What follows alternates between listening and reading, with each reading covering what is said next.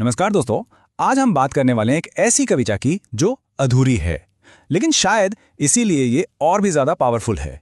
ये है PB Shelley की आखिरी और सबसे रहस्यमय रचना द ट्रायम्फ ऑफ लाइफ। एक मिनट के लिए सोचिए, आप एक सपना देख रहे हैं, एक बहुत ही अजीब, बहुत बड़ा सपना, और सब कुछ देखने के बाद आपके दिमाग में बस एक ही सवाल घूम रहा है, आखिर ये जीवन है क्या? यही सवाल है जो इस पूरी कविता की जान है। और मजे की बात यह है कि शैली ने इसका जवाब दिया ही नहीं। असल में यह कविता शैली की आखिरी कोशिश थी, ये समझने की कि जिंदगी का मतलब क्या है। पर दुख की बात यह है कि 1822 में उनकी मौत हो गई और ये कविता, ये कोशिश हमेशा के लिए अधूरी रह गई। एक ऐसा रहस्य बन गई जिसका जवाब शायद अब कभी नहीं मिलेगा। तो चलिए कविता के साथ चलते हैं और ये हमें सीधा एक सपने में ले जाती है।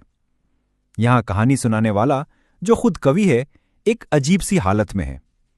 आप कह सकते हैं कि वो आधी नींद में है, जहां हकीकत और सपना एक हो गए हैं, और वो कुछ ऐसा देखता है जो उसके होश उड़ा देता है।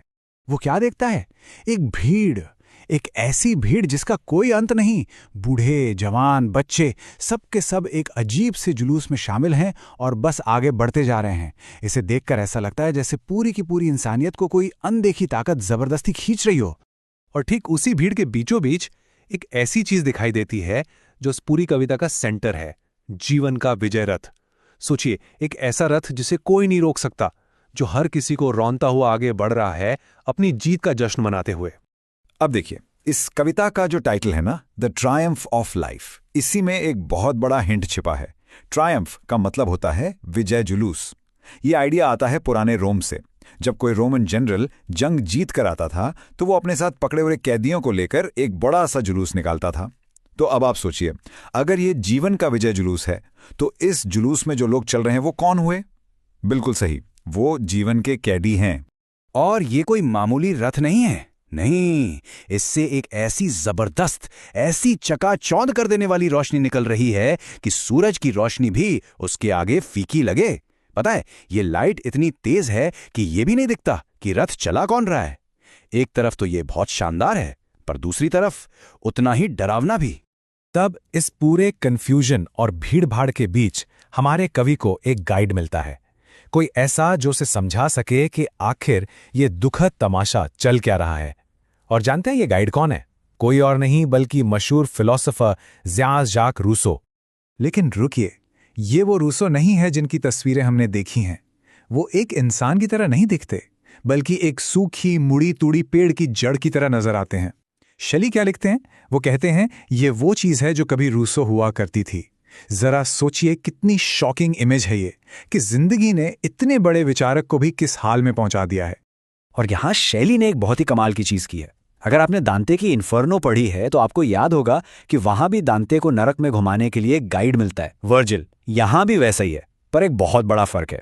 दांते और वर्जिल नरक के अंदर घूमते हैं, लेकिन शैली और रूसो वो इस जुलूस को बस दूर से देख रहे हैं, जैसे वो इसका हिस्सा है ही नहीं। तो सवाल ये उठता है कि रूसो इस जुलूस के बारे में बताते क्या हैं?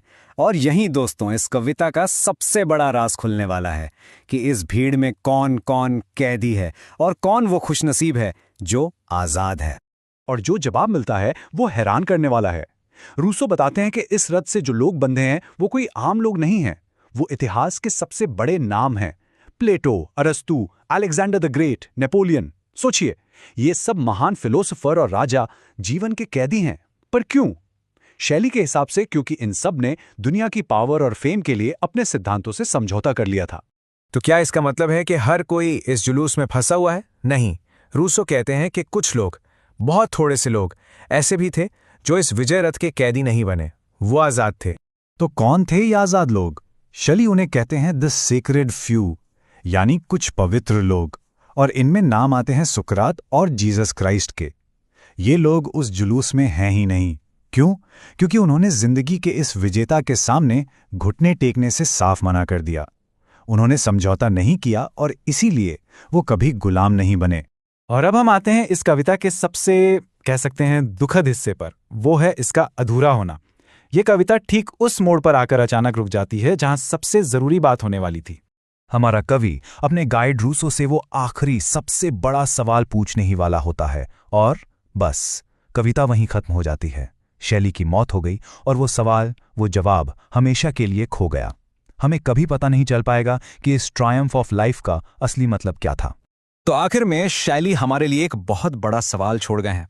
अगर जिंदगी एक विजेता है, एक कॉन्करर है जो सबको अपने रथ से बांध लेती है, तो क्या इसका मतलब यह है कि हम सब, आप और मैं, भी उसके कैदी हैं? या फिर क्या सुकरात और जीसस की तरह आजाद रहने का कोई रास्ता है? ये वो सवाल है जिसका जवाब शायद शैली नहीं, बल्कि हम सबको अपने अंदर खोजना होगा।